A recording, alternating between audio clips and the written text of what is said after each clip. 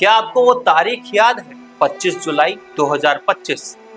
राजस्थान के झालावाड़ का वो मंजर जब सुबह की प्रार्थना सिसकियों और चीखों में बदल गई थी।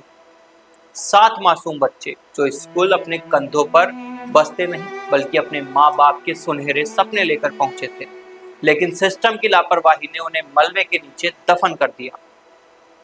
7 घर उजड़ गए, 7 माओं की गोद सूनी हो गई, सिर्फ इसलिए क्योंकि वक्त रहते उन दीवारों की दरारों को भरा नहीं गया था।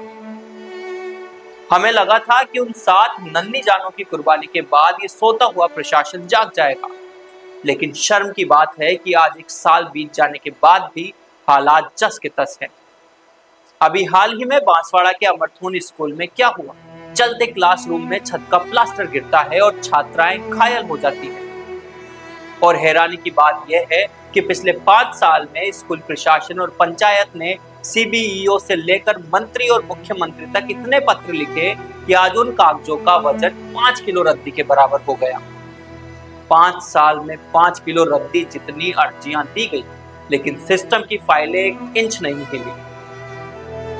साल 2023 में 10,65,000 रुपए खर्च करके इस स्कूल का मेंटेनेंस भी करवाया गया, लेकिन नतीजा क्या निकला? चलते क्लासरूम में छत का भारी प्लास्टर गिरा और 11वीं की 3 छात्राएं पूजा, काली और शारदा अस्पताल पहुंच गई।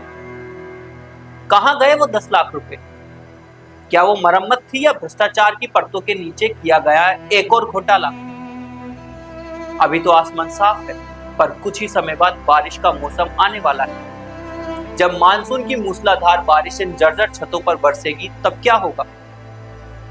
क्या बारिश का मौसम आने से पहले दीवारों की मरम्मत हो पाएगी, या फिर हम किसी और बड़े हादसे का इंतजार कर रहे हैं? आज हम पूछते हैं उन जिम्मेदार अधिकारियों से, क्या आपको उन मासूमों का खून नहीं दिखता?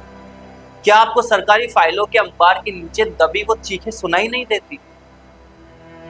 सवाल साफ है कि झालावाड़ के हादसे के बाद भी प्रशासन की नींद क्यों नहीं खुली, और शायद इस दर्द को वो लोग पूरी तरह कभी नहीं समझ पाएंगे जिनके बच्चों के लिए स्कूल जाना एक सामान्य बात है। क्योंकि जहां यह हादसा हुआ उनमें से ज्यादातर बच्चे आदिवासी और दूर दराज इलाकों से आते हैं, उन इलाकों से जहां स्कूल तक पहुंचने के लिए कई बच्चों को किलोमीटर पैदल चलना पड़ता है, जहां बारिश में रास्ते टूट जाते हैं, चप्पलें टूट जाती हैं, लेकिन पढ़ने का सपना नहीं टूटता। ये वो बच्चे हैं जो सिर्फ अपनी किस्मत बदलने नहीं निकलते, बल्कि अपनी पूरी पीढ़ी की तकदीर को बदलने के लिए निकलते हैं। उन्हें पता है कि अगर शिक्षा नहीं मिली तो उनकी आने वाली जिंदगी भी उसी गरीबी, उसी संघर्ष और उसी अंधेरे में गुजर जाएगी।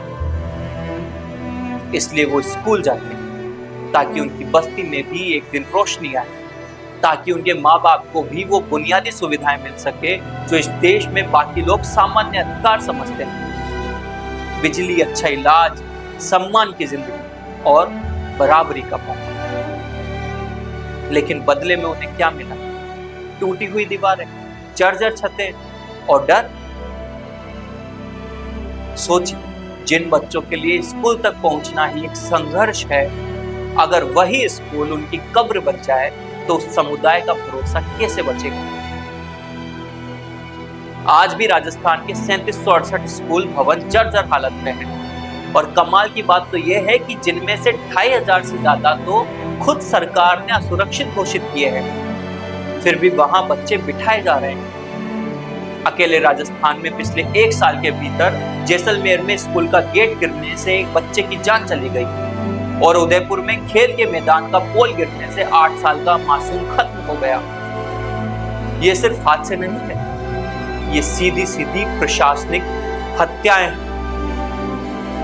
इस तबाही के पीछे कोई एक व्यक्ति नहीं, बल्कि पूरी एक चेन जिम्मेदार है।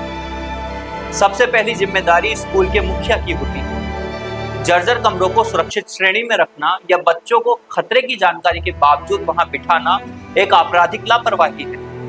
कई मामलों में प्रिंसिपल उच्च अधिकारियों को लिखित शिकायत तो भेजते हैं, लेकिन उस पर फॉलो अप लेने और वैकल्पिक व्यवस्था जैसे बच्चों को सुरक्षित स्थान पर शिफ्ट करने, उसमें नाकाम रह जाते हैं। इसके बाद जिम्मेदारी आती है जिला शिक्षा अधिकारी और पूरे शिक्षा विभाग की। बजट आने के बावजूद उसका सही समय पर इस्तेमाल न होना भ्रष्टाचार और कार्यक्षमता की कमी को दर्शाता है। विभाग के पास असुरक्षित भवनों की सूची तो है, लेकिन मानसून से पहले उनके सेफ्टी ऑडिट और मरम्मत के काम में जो तेजी होनी चाहिए वो गायब है। इसके बाद नाम आता है लोक निर्माण विभाग, पीडब्ल्यूडी के इंजीनियरों के मिलीभगत का। कई बार मरम्मत के नाम पर सिर्फ रंग रोगन किया जाता है, जबकि ढांचा अंदर से खोखला पड़ा है। झालावाड़ और बांसवाड़ा दोनों मामलों में मरम्मत के दावों के बावजूद छतें गिरी, जो घटिया निर्माण सामग्री की ओर इशारा करती है। और जिम्मेदारी सिर्फ अफसरों पर खत्म नहीं है, इसमें पंचायत, सरपंच, स्थानीय जनप्रतिनिधि और विधायक भी बराबर के जिम्मेदार हैं। चुनाव के समय बड़े बड़े वादे करने वाले नेता इन मासूमों की सुरक्षा के फंड आवंटित करवाने में रुचि क्यों नहीं दिखाते?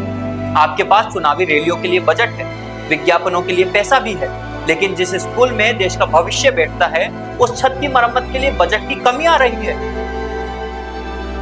सबसे बड़ी विडंबना यह है कि कल को इन्हें कुछ हो भी जाएगा तो आप लोगों को इनके नाम तक याद नहीं रहेंगे। आखिर क्यों रहेंगे? ये किसी सेलिब्रिटी की औलाद थोड़ी ना है, तैमूर, जहांगीर या आर्यन खान। इन्हें जीते जी और ऐसी दर्दनाक मौत के बावजूद गुमनाम रहना होगा। लेकिन जरा सोचिए, अगर इनमें से एक बच्चा अगर आपका होता, क्या तब भी आपका खून नहीं खोलता? क्यों अक्सर ऐसी अनहोनी होने तक का इंतजार हम कर रहे हैं? क्यों हम पहले नहीं जागते? प्रशासन की ये जिम्मेदारी है, हम सब जानते हैं, लेकिन क्या हमारी कोई जिम्मेदारी नहीं? स्कूल सिर्फ इमारतें नहीं होती, वहां से किसी समाज का भविष्य भी तैयार होता है। लेकिन अगर बच्चों की शिक्षा से पहले सुरक्षा मिले तो सवाल सिर्फ सिस्टम पर नहीं, हमारी संवेदनाओं पर भी उठता है। अब इस पूरे मामले में आपकी क्या राय है, आप हमें कमेंट सेक्शन में जरूर बताएं। साथ ही इस वीडियो को ज्यादा से ज्यादा लोगों के साथ शेयर करें। बीबीसी राजस्थान को